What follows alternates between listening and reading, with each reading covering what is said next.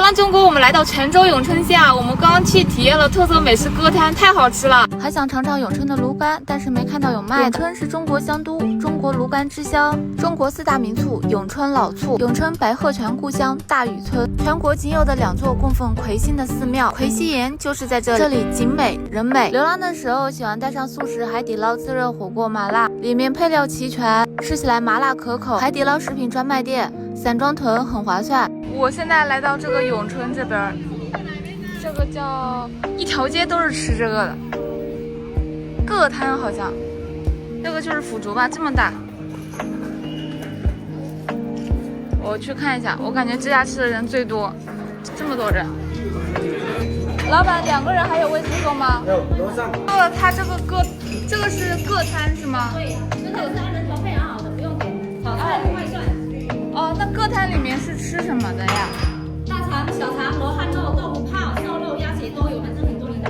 哦，好的。那炒菜另外算，炒菜另外算，你要是来这个炒菜不？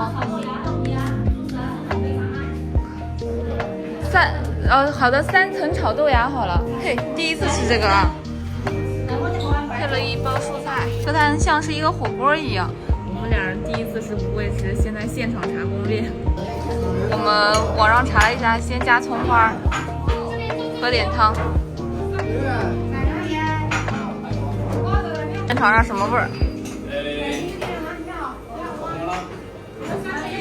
葱花味儿。盛了一碗米饭，加点这个永春老醋。你先吃尝，这里面不知道是什么酱料。嗯。沙茶。尝一块肉。这应该是骨头上的肉，还是鸡肉啊？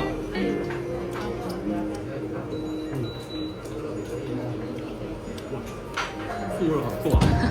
饭不知道是。这是啥？这个不知道是啥。对的。尝一尝，这个酱蛮好的。啊，对。这个我还没吃出来什么，反正是什么鸡蛋吧。平时聊聊除了吃特色美食，我们还会带上速食，海福盛冲泡粥、海福盛牛肉粥、海福盛排骨粥都好喝。海福盛速食食品旗舰店，还有头海福韩式炸酱面，8分钟就能做好一碗面。新鲜食品，多种口味，散装价格划算，面特别有嚼劲儿。是吧？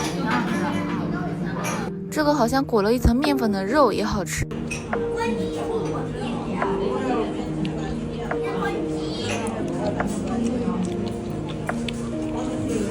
我以为会有味儿的，就挺好吃，没味儿。没有大肠味儿。3层肉炒豆芽，这个感觉也不错啊。这个肉已经炒焦了，我最喜欢吃这种3层肉和五花肉。确实香。加饭菜。